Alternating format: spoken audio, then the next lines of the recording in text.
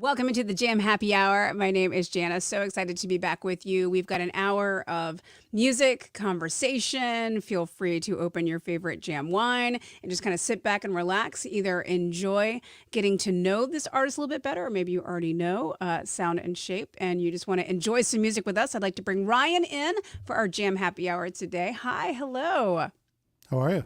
I'm so good. It is so great to have you here with us this evening. I know you and I are on the more evening side, but that's the beauty of happy hour. It can happen at any time and any place. Exactly. Well, thanks for having me.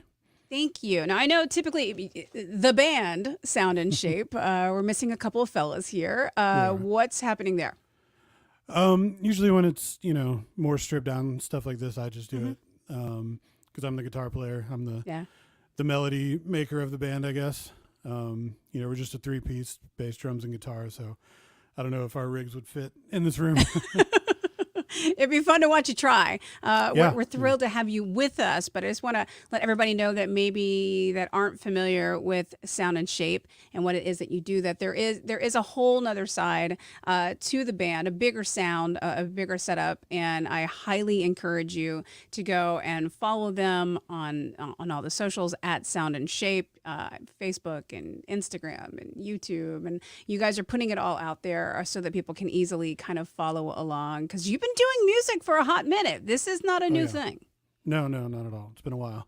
Yeah, I think the first I was looking at the discography, and you've been at it since 9, 10. Like, this is not a new thing. No. The first record came out in January of 2006. Okay. And we kind of did everything wrong. Do you realize that 06 is like, if we rounded up, that would be 20 years. I know it's 16, but. No, yeah. I mean, yes, I do, but no, I don't want to admit it. I know. I don't want to think about that either. Yeah, but literally the day the record came out, we just went on tour, and that year we played 220 shows or something like that. Oh my Lord. And it was all self-booked, completely under our own steam, which is why it was just insane, because, we started to develop pockets of followings, but we draw really well in Trenton, New Jersey, which, if anybody from Trenton's watching, hello. Hi, Trenton. And then we'd have really good shows in San Francisco, really good shows in Nowhere Denver. near each other. Right. So there was no rhyme or reason. And it took many years of us doing that to realize this probably isn't the best way to go about it. I mean, it's a lot of miles to transverse. And if we've learned anything in this pandemic, it's that, we are a lot more connected than maybe we initially thought that we were. And especially when everybody had to kind of stay home, and obviously touring stopped, and plans changed, and we'll get more into that. But, we were able to create, instances like this where it's jam fans can get together with Sound and Shape fans and music fans, and everybody can kind of just come together and be together in the safety of our own home. Do you kind of see this technological connection continuing now that we're even back out there? I do. It's funny, you actually glitched a little bit when you asked that question. Oh, good. And I use big words too. The question was, do I see this continuing as this kind of being able to connect even though we're not together? Yeah, I do, because I think there's still probably a good portion of the population that is kind of still worried about maybe going to a show that has more than 300 or 400 people at it, or more than 50 people. And I don't know, I mean, not saying there's shut-ins or anything, but No. Yeah, I think people are going to enjoy the fact that there are more options to see the bands that they like, or to discover new bands, or something like that. I've seen it from the top of the top, down to the up and comers. They're making it a point to create these concerts, events, but they're online, and it's yes, everybody's back to touring and people are getting back out on the road, but I think there's gonna be that little bit of that safety in your bubble kind of stuff. I think for a while to come, but I know you guys are big on touring, and I know that we've got a lot of that kind of fun stuff to get into. But before we even chat anymore, though, for somebody who maybe hasn't experienced sound and shape, and I know this isn't the full band and this isn't like the full wall of sound, but would you play us a song? Sure. Wonderful. Sure. What is the first song you want to play for us this evening? This one's called Sugar the Pill. And it was the first single off our new record. Oh, okay. Awesome. Perfect. A plug. No.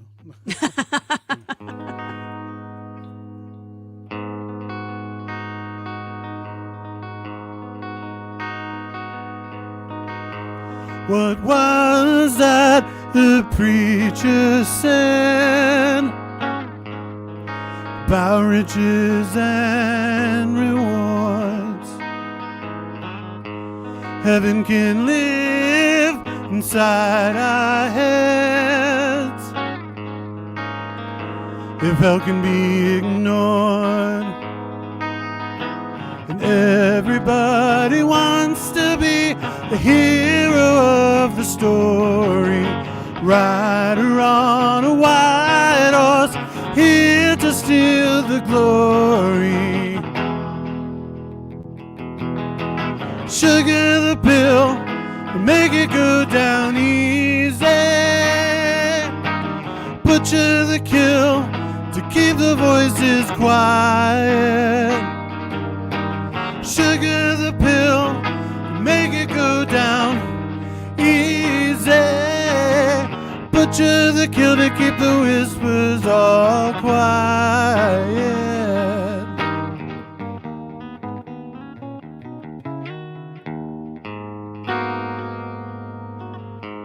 Where was that you thought you'd go?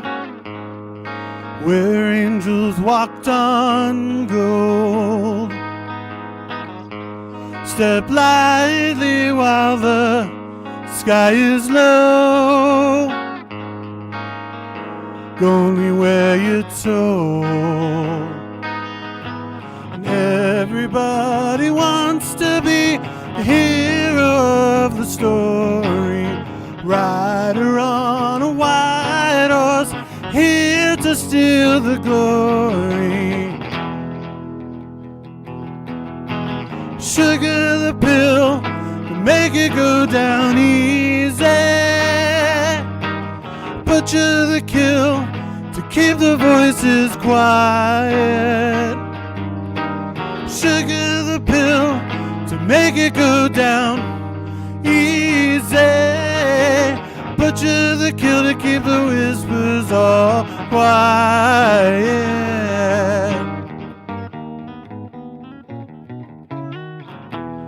I don't want what I can't have. You can't take what's in my hands. I don't want what I can't have. You can't take what's in my hands.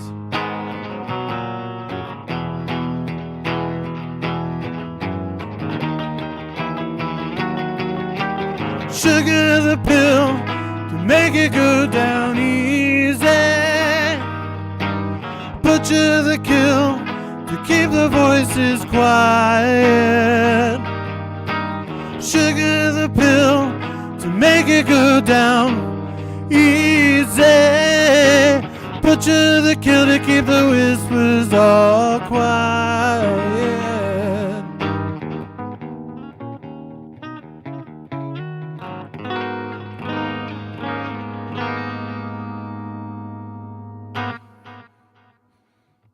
Thank you. That's a really perfect example of a great song, but also a really great example of, people not wanting to kind of pigeonhole themselves into like a certain genre, because there's all kinds of genres going on in that music. Oh, absolutely. Yeah. We like to keep ourselves interested. I mean, we call ourselves, interesting and interested, but And, both. They work. We just call ourselves a rock band, because that kind of encompasses a whole lot of things, that you can get away with. And all the things. When you're in a rock band, you can get away with all the things, honestly. Yep. Now, you said that is off the latest album, Disaster Medicine. And Yes, what an interesting title. Thank you. Where did that come from? I honestly don't remember. Must have been a good night. No. I'm constantly writing, thinking of music and lyrics and everything. And the original title of the record was Soundtracks for Silent Movies. And I was like, very interesting. That is way too pretentious. And so I was like, we need something a little more shorter and, concise. And I was just, driving around one day thinking about whatever. And that phrase popped into my head. And I thought, I know what it means kind of to me, but it leaves a lot open to interpretation from the That is listener, a huge interpretation statement. Everybody's got a medicine story, and then you throw Right. disaster in front of that, and that could mean any number of things. You're looking at the track list. It's like there's a lot going on there, from in the middle of the blue to how the light gets in to Quiet Wars. But it says in this little snippet that a large part of it was inspired by Leonard Cohen. Really? Yeah. Where does it say that? I saw that in like a snip. I've been doing all like my digging and stuff on that. Weird. So I'm actually not a Leonard Cohen. I mean, let me rephrase that before I get lots and lots of hipster hate. don't get the hipster hits. I don't dislike Leonard Cohen, but I'm not like into the catalog. I think now that you say, I think a review said something about that. I don't know if they just caught the fact that we're both Jewish. I don't know if I don't know, what would that have to do with rock and roll? Well, Leonard Cohen's Jewish. I'm Jewish. But yeah, no. This record was, nobody will be able to pick it out, but Peter Gabriel was actually a huge influence on this record. Can we talk about Peter Gabriel for a second? And We can talk there's about a really him great for hours. example. Okay, good. Yeah. That's a really great example of a very fringe sound. Right. Very, like, he was coming off the Genesis thing. He sequestered himself away for a long time. He comes back. He's doing something that nobody else is doing, and it becomes pop culture. It becomes MTV. It becomes the biggest thing in music. Like, who does that? Right. Peter Gabriel does that. Exactly. And I think it's a testament to the fact that like honesty in music is always going to win out. Because, his first 4 solo records all did well, but they weren't huge. Yeah, they weren't Sledgehammer. They weren't So, yeah. But then when So came out, it was #1 all around the world. Sledgehammer was all over the radio and MTV. It actually knocked Genesis off the top spot. I love that you know that. Yeah, I love that you know that. if you kind of look at what else was going on in '86, like you got the hair metal stuff, it's huge then. Yeah. And here comes weird, arty Peter Gabriel, To slay the game. Exactly. Just knocks everybody out of the way and says, okay, this is art, this is honest art, and it's huge. So, it might be naive of me to think, but I'd like to hope that that's still possible. I'm not saying we're going to come in and, kick everybody off the charts, but I think it's very possible. I mean, we don't see it like, in the Peter Gabriel sense, but like I see it, as I program Top 40 Radio. And, I think back to like when artists come along that have huge success that you wouldn't normally think, a la lately Billie Eilish. When she came on the scene, she was making music that nobody else on pop radio was. That's not saying other people weren't making that music, but she had a very different sound. And obviously that eclipsed and became, very large. Whether it's a repurposing of another sound from another time, like that works. So I think it is still very much possible, but I think when people look back to a Peter Gabriel, and he was so avant-garde, and he was so visual, that people forget how he was musically, if that makes sense. Yeah. Well, I mean, he's kind of the very definition of like a multimedia artist, like the tour Before there was multimedia. Right. Not the So tour, but the album after Up. That tour, like, he had the stage that was in the middle of the arena that had like, a phone booth come out of the bottom, or this giant tree thing. And, even his more recent tours have been, during Mercy Street on the last tour he did, like his daughter's one of his backup singers. She's in a boat on the stage going around the stage. Like that's art. That's super visual. Like you can't, you have to take, it's almost like another instrument. Right. And I think that is maybe something that is a little bit lost, like in the music today, like doing all the full things. Do you see your music primarily, or do you hear your music primarily? That's a very good question. Both, but I have an incredibly hard time describing the visual part of it. Okay. Almost like a synesthesia kind of a way? Yeah. And like we did 3 videos for this record, and I had to come up with the ideas, and like I was sort of the de facto like director and stuff, and I have no idea, like, you know, like I have no idea what I'm doing. And, you know, they progressively get better. The third one actually has like a plot and a storyline and, you know, really cool images and stuff. Cause that one I was able to, like, you know, see enough in my brain of how I wanted it to go. But the first 2 are just kind of like, all right, the band's going to play here and then the band's going to play here.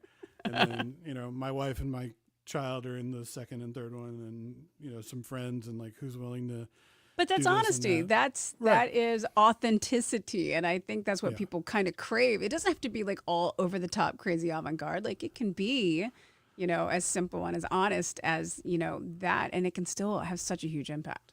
Right. And I struggle because you know, it's especially tough in this day and age with, you know, TikTok and Instagram and Twitter and everything. Like, 20 seconds or less. Yeah, as a musician, you're expected to be exposed in every way, shape, or form 24 hours a day, 7 days a week, especially if you're on tour. You know, and like I love doing interviews, like that's totally cool. Mm-hmm. But before we started this record campaign, I told our management, I was like, hey, I don't want any press photos. I don't want our name on the record. I want nothing. I just want the music. And then they laughed at me and said, you're insane. When you sell 10 million records, then you can do that. But now you have to do that. Brand, and, you know, they are right. You know, they are right. And, you know, there's a tough line between feeling like you're compromising your art and yourself and just kind of doing what the job entails. So I try to keep a good, you know, balance there, especially, you know, mentally, because that stuff can get you really fast. And that's when you have to dive back into the music and just kind of remember what you're doing it all for. And it seems like a really great segue into perhaps hearing another song from you. I know we're here with Ryan this evening, but it is Sound and Shape, the band and the project. And, you know, we are lucky enough to have Ryan here with us tonight performing. What song will you be doing? I'm going to do In the Middle of a Blue. Perfect. Also, off the new album, Disaster Medicine, which just came out this year. We'll talk more about that after the fact, but please take it away. Sure.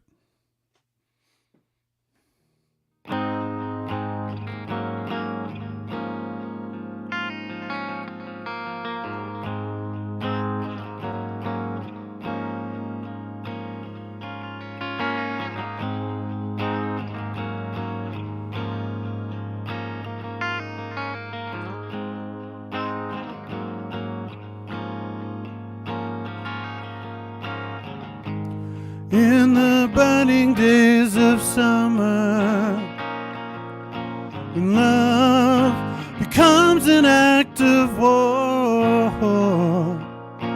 we lose the gentle kiss of thunder, and soon summer is no more, and everybody has a doubt as to what it's all about.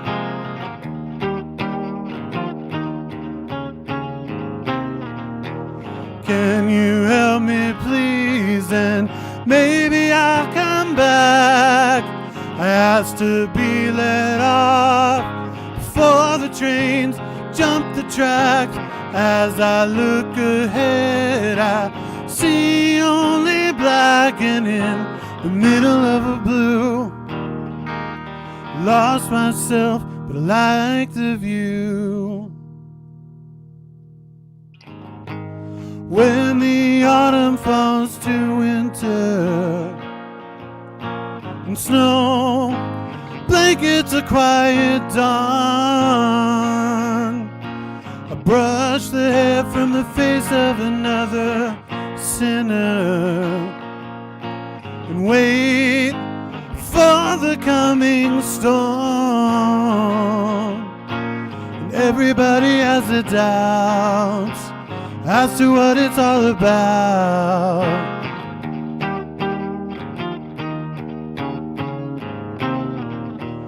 Can you help me please, and maybe I'll come back. Has to be let off before the train jump the tracks. As I look ahead, I see only black and in the middle of a blue. Lost myself, but like the view.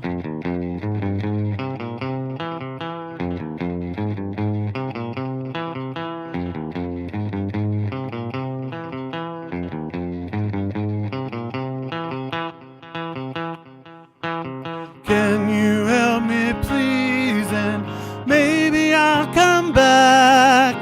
Has to be let off before the train jump the tracks. As I look ahead, I see only black and in the middle of a blue. Lost myself, but I like the view. Thank you. I really like that last lyric. That's so good. I lost myself, but I like the view. That is big in a good way. I try to write big ideas.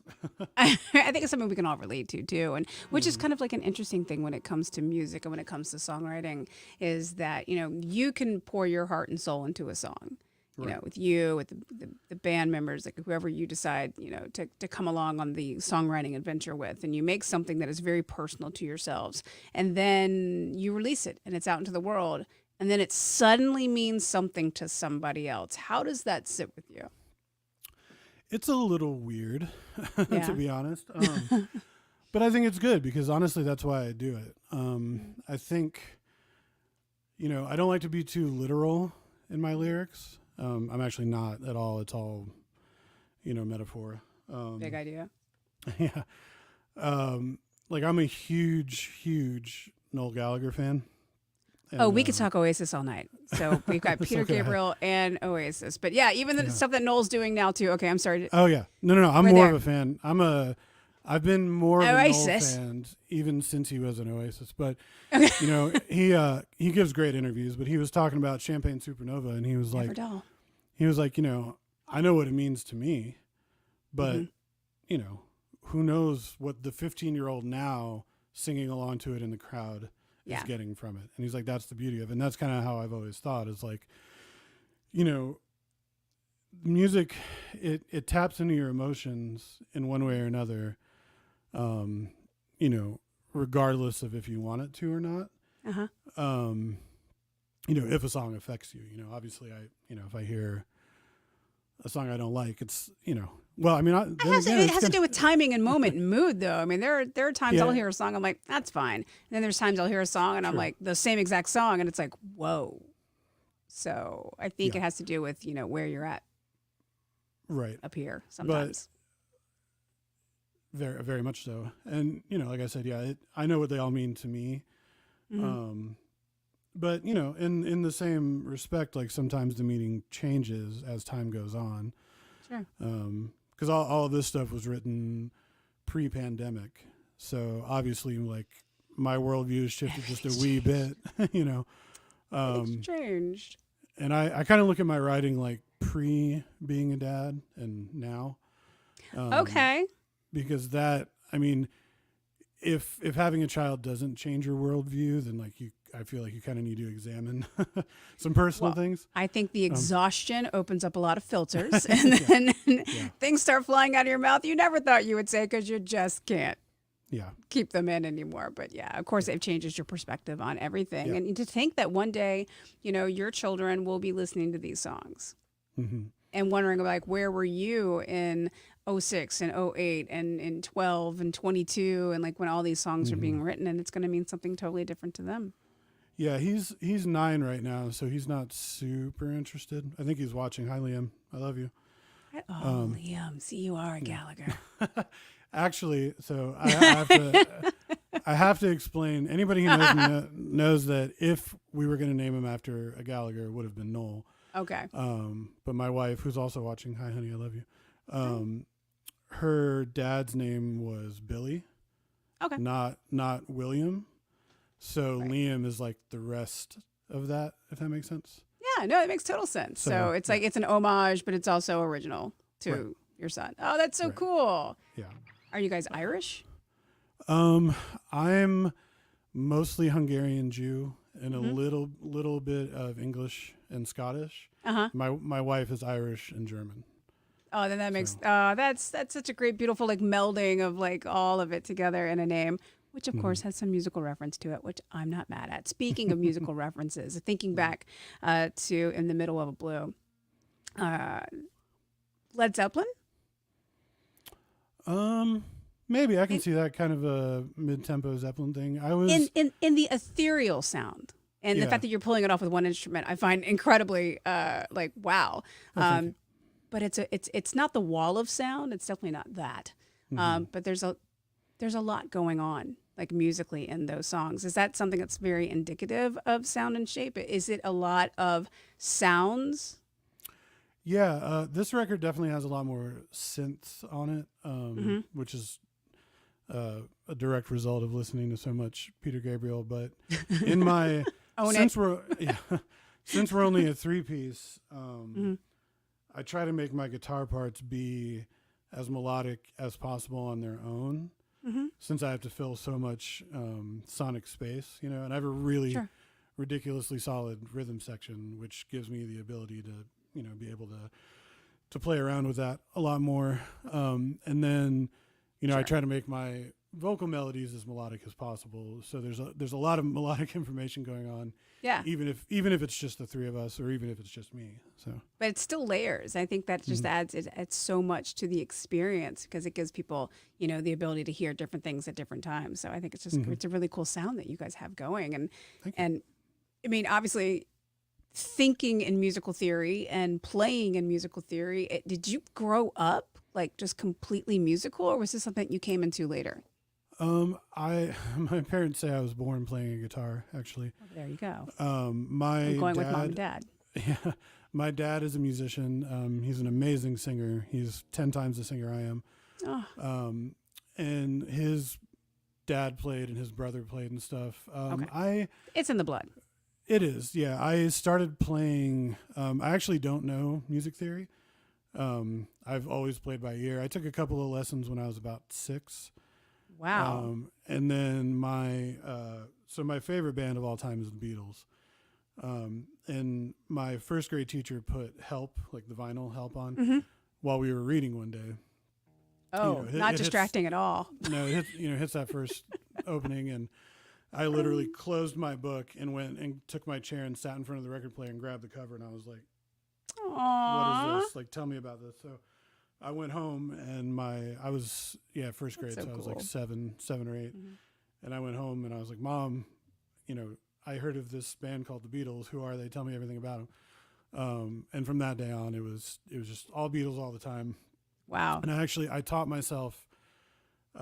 I did not steal this story from Dave Grohl because I've heard him tell this exact thing, and I got so mad. I got so mad because I was like, he's so much more famous than I.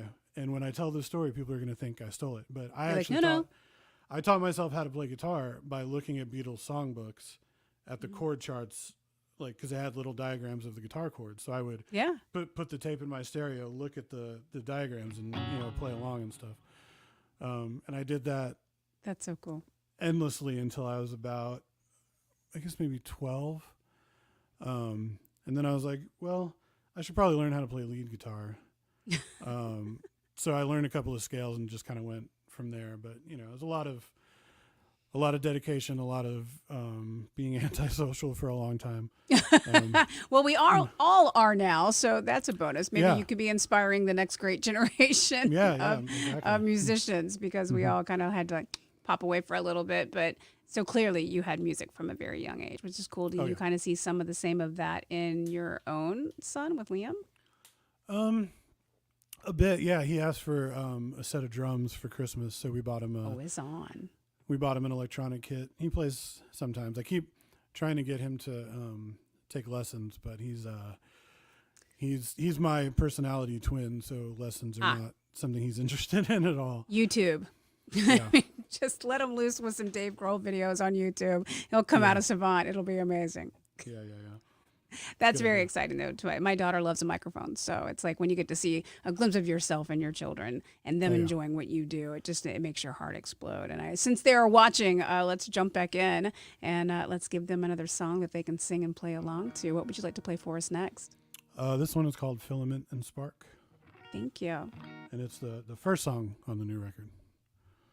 So.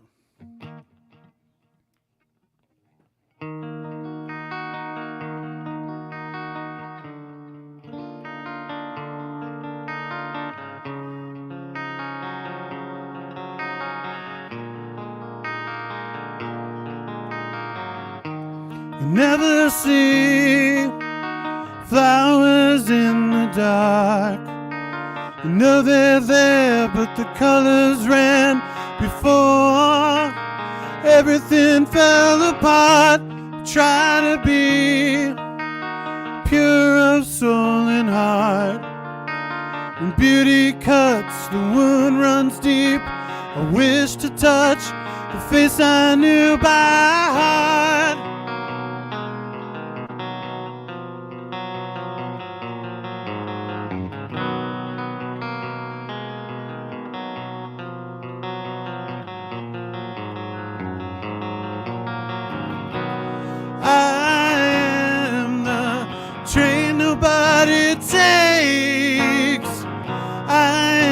Joke that nobody makes. No fellow passengers I have to keep safe. I am the train that nobody takes.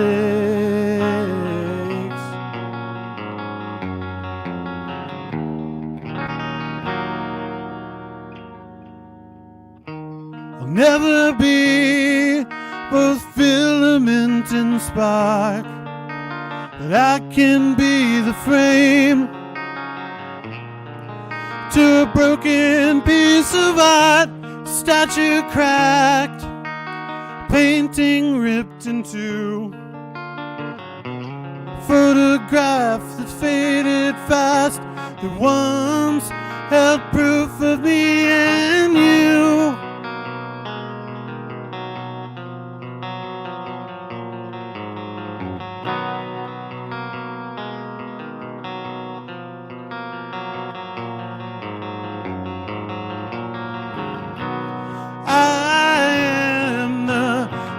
Nobody takes.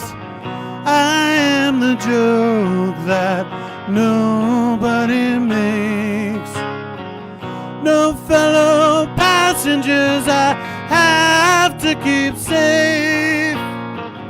I am the train that nobody takes.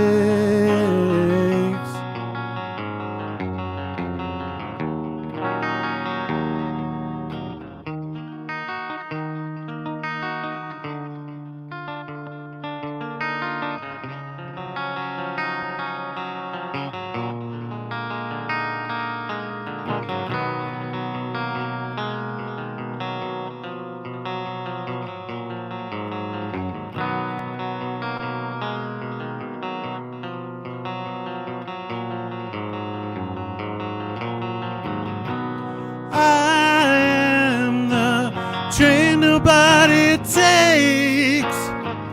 I am the joke that nobody makes. No fellow passengers I have to keep safe. I am the train that nobody takes.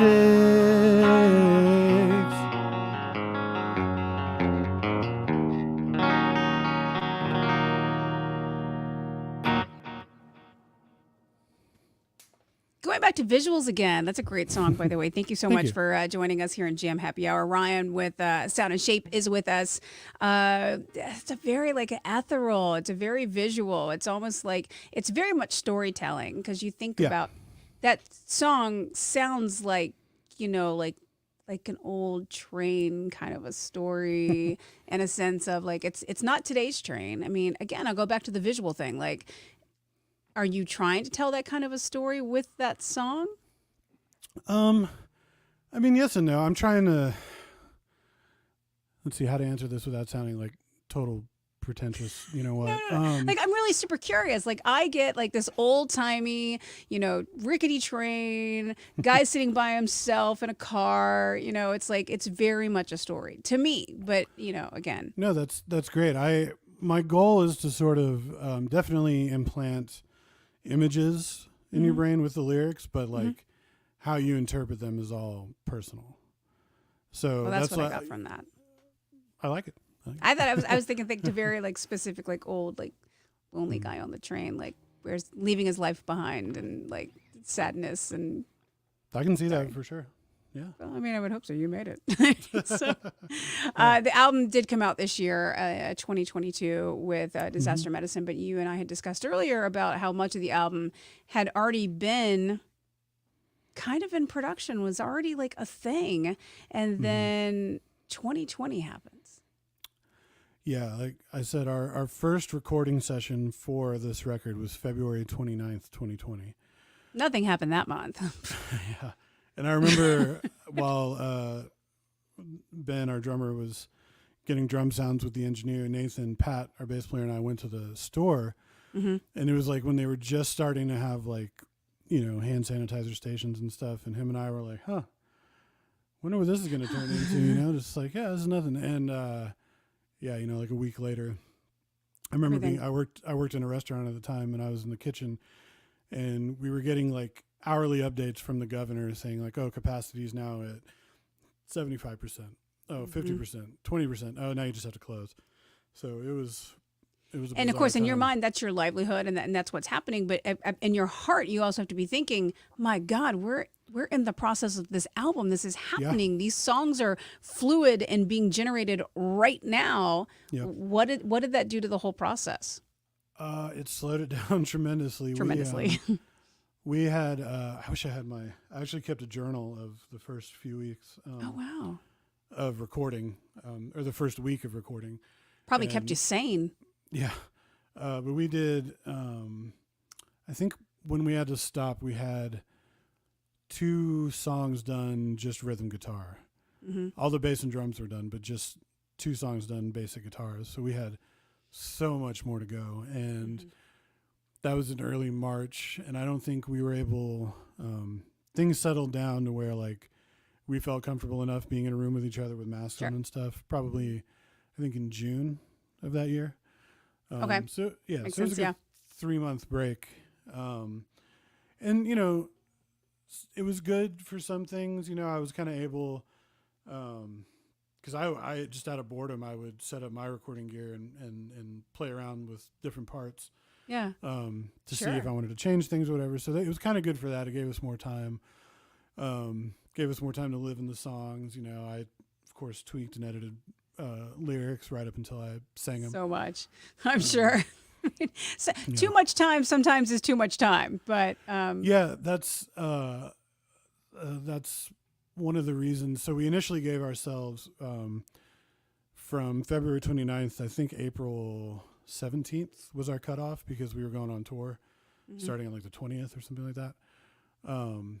And so we were like, good, we won't be able to be too self-indulgent. We only have these 5 weeks to do this record. And then that all went out the window. Oops.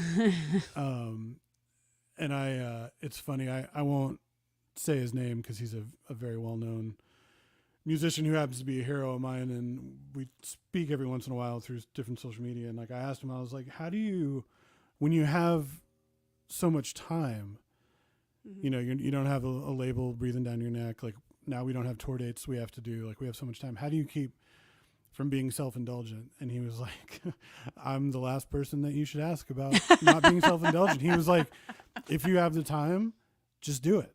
And then when you get to the end of it, if there are things that are, certain things are too much or, it feels too bogged down, then, that's when you have your mix engineer or whatever, like somebody else give an opinion on it. So that's kind of what we did. Some of the songs, I'm trying to think of which one in particular. I think there's a song on the record called Gods, and I think that has just a ton of guitar tracks on it, like probably 10 or 12 different parts, all doubled. And like, because you had the time to live in it, because you had the time to keep going back. Like, I guess kind of like because you had so much time to live and breathe in this album, are the songs fundamentally different than they would have been? Because we all changed. We've all grown and not the same people that we were 2-3 years ago. These songs are like individual, like little people. Like, did they grow and change over the arc until the album came out as well? That's a good question. I hadn't really thought of it that way. I mean, they stayed the same once we did the basic tracks as far as like arrangements go. There's one thing in particular. There's a song called Heirlooms, and it's kind of a heavier, like chuggier song. And it was already heavy, but that summer that we were all stuck at home, I really got into Opeth. Okay. And so when I had to go back and do the guitars for that, I was like, you know what, I'm just gonna, I'm gonna palm read that a little bit more and make it a little more metal. I would never profess to be a metal guitar player or a metal band, but that was, I think in that respect, yeah, like certain things, because being at home, all I did was listen to music a lot and play music and stuff. So like different things were going into my brain than what were there when we started the record. So in that instance, that song did grow, change, evolve because of the collective of what everybody was going through. And then, to kind of jump a little bit, because of streaming, because of technology, the way of putting music out also changed a little bit too, because you didn't have these setups. You didn't have the tour. You didn't have, the plotted out plan. Was there ever a point where you guys were just like, we could just hit this button right here? We can just right here, boom, and just like send it out into the universe. Yeah. That was me. That was me telling our management, like, I don't care how it gets out. I just want it out. Like, make it go out, because I think it was, let me think about this. My timelines are always a little fuzzy. We finished tracking. We finished tracking in August or September of 2020. And then it was done being mixed in December. I'm pretty sure I took about 15 years off the mix engineer's life with how detailed. At least you own it. Yeah. I always joke around. I'm going to get him and our graphics guy and our agent and our manager and our lawyer all shirts that say, I survived dealing with Ryan during the making of Disaster Medicine, and all I got was this lousy t-shirt. I should probably get my wife and son one too. Probably should. Yeah. It's probably a good idea. Make it jewelry, actually. Jewelry. Because at that point it was like, well, it's been long enough. Like, we might as well make this exactly how we want it. So and how do you feel now that it's out there and now that it encompasses 2 years of all of that work and all those feelings and all those sessions, and now it's like out? It's always a strange feeling. This is definitely the record that we've worked the hardest and the most on ever, I'd say. Right. Especially, down to the artwork, like all the ad material has all been the same, theme and everything. But I'm super proud of it. We all are. And, it's telling to me that, yeah, these songs, are older now, even though they're brand new to the world. Mm-hmm. But like, I'm not sick of them yet.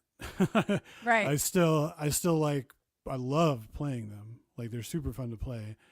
They're still relevant to me. We all love playing them. And I still like to listen to the record, like, if any artist tells you they don't listen to their own music, it's BS.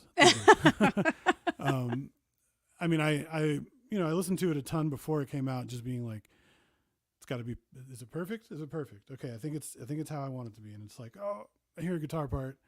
Oh, I would you can't ever make it perfect. I would text the band chat and be like, sorry guys, we have to remix the whole record. I heard a guitar part. I had to just joking. They're but- like, Ryan. yeah. But yeah, no, I'm so glad it's out there. And we want Well, it's on all the platforms, and that's the beauty of it. It is out Yeah. there now, and if you want to Spotify it, you want to stream it, you want to have it, like it's out into the world. And we'll talk touring and playing the record coming here in just a little bit. But I do not want to run out of time. I want more music in here for sure. What song would you like to play for us next from Sound and Shape? Just making them had it tuned down. Do whatever This you is do. called "Don't Tell Mama I'm a Sinner" Strong title from this record. from Disaster Medicine. Perfect. Thank you.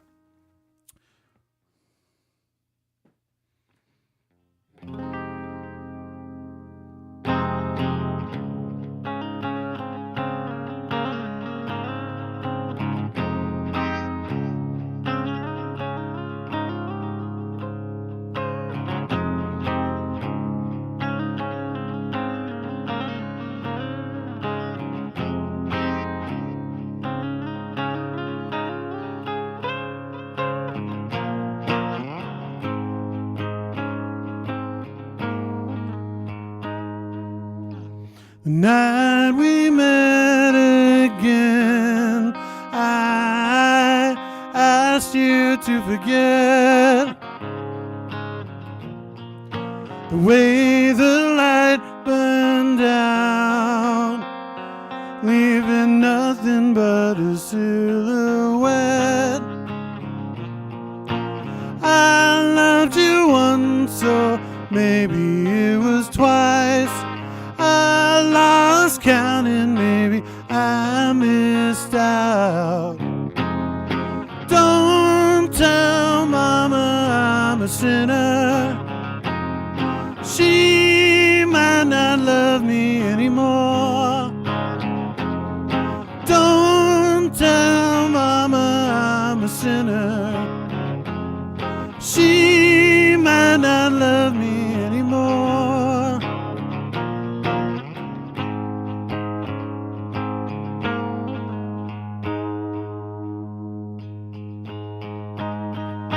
The morning brought new song, new ways that I was wrong. The sunshine drips over the floor. The dark can't handle anymore. I loved you once, so maybe it was twice. I lost counting, maybe I missed out. Don't tell mama I'm a sinner.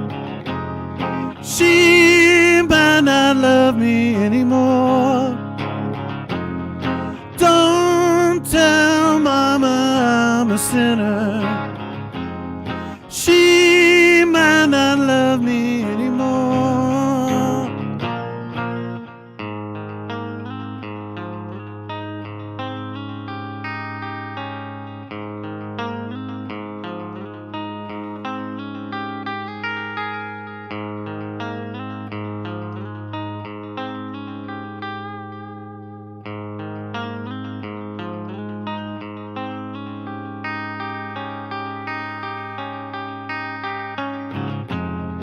Don't tell mama I'm a sinner. She might not love me anymore. Don't tell mama I'm a sinner. She might not love me anymore.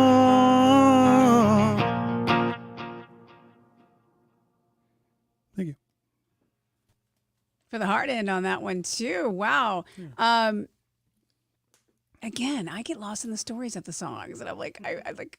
Has your mom heard that song? I don't know. It's No. not. It's not actually about my mother. Also, Okay, I that's have to good. confess, I am looking at lyrics because it's been a while since I've had to play these songs. Okay, I'm not texting or anything. I just figured, it's fine.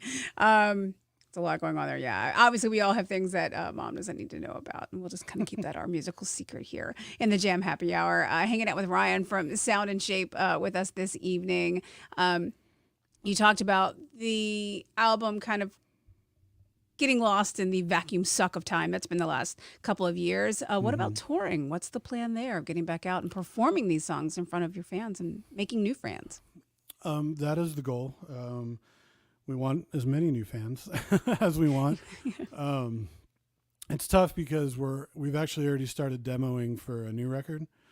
Yeah, but you've been waiting 2 years, of course. Well, I write a lot, and it was like I was going through all the demos I have and stuff, and putting them in lists of like, oh, I like this one. This one needs a lot of work. This one, whatever. And I realized I already had like 27 new songs, so I was like, all right, we gotta at least demo some. Do something, yeah. But we toured in May. I did a few dates opening up for this band called the Pineapple Thief solo, which is where these arrangements are from. Okay. It was the first show was the most terrifying thing I've ever done in my life because I'm not a solo guy at all. And having not been on stage for a couple of years too. Right. And it was in a it was the venue itself was 1,300 capacity, but it was seated. So that but it was seated, so there was only 600 people there. But it was still terrifying. But after I did the first one, it was great. It actually ended up being one of my favorite times on the road. Those guys they're a great band, and their crew and I literally fell in love. Like we were all in tears when we had to say goodbye the last night. If we've learned anything in the last couple of years, I think it's to embrace those situational things that you don't exactly see going a certain way, and just being able to kind of flow with it. And the fact that you were able to step in and, and further the brand and further the music and further the fan base by getting up and doing something that maybe you weren't 100% comfortable with, but yet it ended up being such a great thing. I think it's a great lesson for everybody to learn. Absolutely. It was great. We sold a ton of records and a ton of merch. And then we did our own tour, like our full band tour. I came home. The last show was actually here. I had to drive from Milwaukee to Nashville. Okay. Play a show, had a day off, and then jumped in the van with the guys. And then we did our own full band tour, which was great. Yay. But also at the same time, you're like, oh, bad. Yeah. Luckily, my wife and my son got to come to the Nashville show, which is the first time my son has ever actually been to a show. So that was great. Headphones and all? No, because it was just me, so it was quiet. Oh, okay.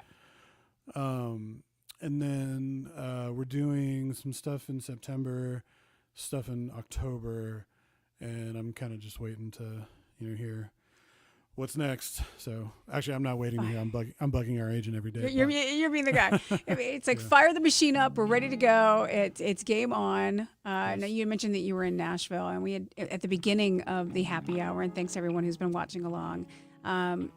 That there's a lot of influences that go into the music of Sound and Shape. And Nashville right now, if people think of Nashville as this country town, that is not the case anymore. Nashville has changed so much, and there are so many influences and sounds and songwriters and opportunities to get out and hear and learn and see and do. What is it like making music in that kind of an environment right now? It's actually gotten better for us for a long time. I'd say 98% of our career, Nashville is just kind of and not to sound bitter, but no, I don't want to say shunned us, but it's kind of been they're leery of us because we're not a garage band, we're not a punk band, we're not a metal band, we're not, we're not. You're not fit into a box, right? We're not a band that's only playing these venues with these bands and these shows and all this stuff. But in the last year, and especially with this record, the local press has started to be really, really nice and supportive and stuff. And our last couple shows here have been great. So we're excited now that we can, actually play at home. And it's we used to just treat Nashville as if we can fit it into a tour, right, we'll do it. Or if a show pops up that we really want to do, we'll do it. But, well, you had a really great quote. There was an interview in Nashville City Beat where you said that ambiguity when describing yourself is super important. And I think Nashville's trying to do that a little bit itself too, because for so long it was just seen as the country western thing, and that's really not the scene. So I mean, there's plenty of it there. Don't get me wrong. Oh yeah. But that's really not the scene so much anymore. So it's cool that you're kind of feeling that kind of embrace as well. It's like legit. Absolutely. So hopefully, if we don't get to make it to Nashville soon to see you play, we'll get to see you out on the road, September, October, whatever is to come next. And you're already working on another album. Hopefully what is the best way to keep up with sound and shape? If you go to our website, there's a spot to put in your email address for a mailing list. Perfect. But also all the socials. We're on Instagram and Twitter and Facebook and TikTok and YouTube and Spotify. It's part of the gig now. Yep. And, we're active on there, so say hi and, let us know what you think and all that stuff. So that's y'all. You're in there. You're doing the work. Oh, yeah. Yep. Oh, I love that. That's even better. We have time for one more song. Sure. Ryan, what would you like to wrap up the evening with? This one's called Someday Maybe. Perfect. Thank you so much. Thank you.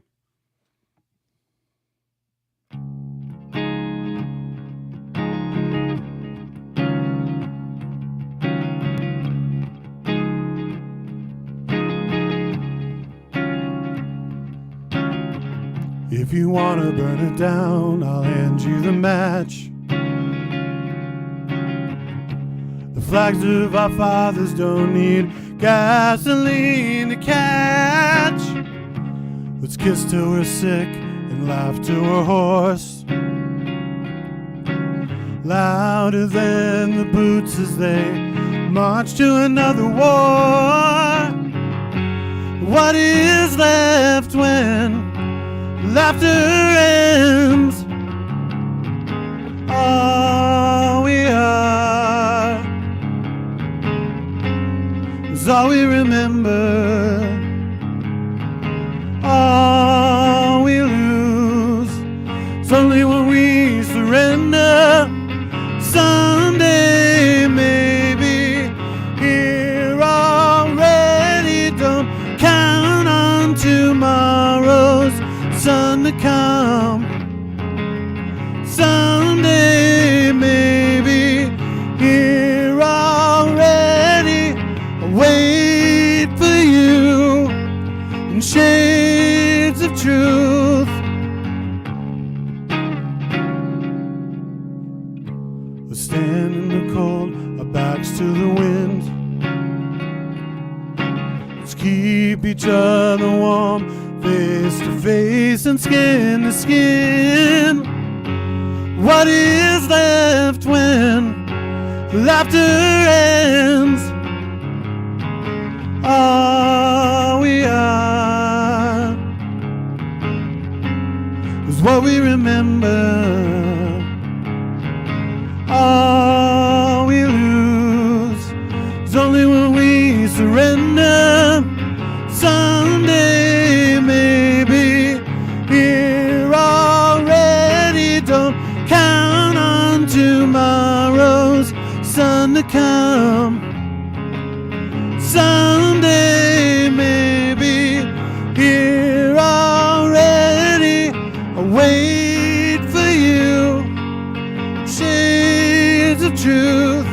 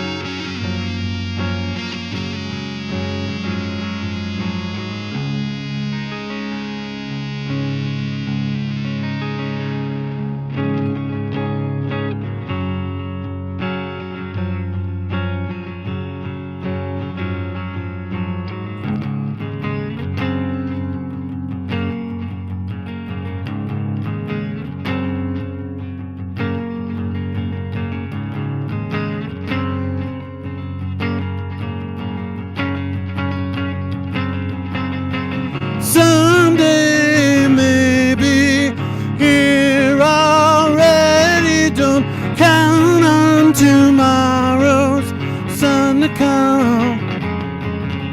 Someday maybe here already. Don't sound on tomorrow's sun to come.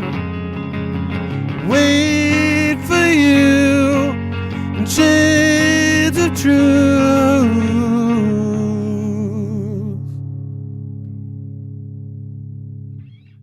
Thank you, everybody. We got such a great taste of disaster medicine tonight. I mean, 5 songs off the new album. It is out there. If you're liking what you're hearing, please dive in with Sound and Shape and support them and catch them when they're out on the road. And again, I'll just come back around to there are so many sounds and there are so many different influences in your music. Like I'm gonna have a really great time kind of like dissecting the album a little bit more. Awesome. and picking out like the different things that I hear, or you know how I am interpreting the layers, and the fact that you're pulling it off with just you. Like I'm excited to see what the band Sound and Shape can do. And just thank you for your time this evening. Oh, thank you for having me. I had a great time. And for everybody watching along right now, Chuck and Heather and everybody, thank you for all of your comments and enjoying along, and the fact that you can share it with your friends and kind of spread the word on the band a little bit more, or just jump back in for the next Jam Happy Hour. We've just thoroughly enjoyed another wonderful evening of music and wine and celebrating music and what it is that we do. And thank you for your time and thank you for your talent. Thank you very much. Thank you for having me so much. You got it. You guys have a great night. Cheers to you, and stay healthy, stay safe, stay sane. Will do.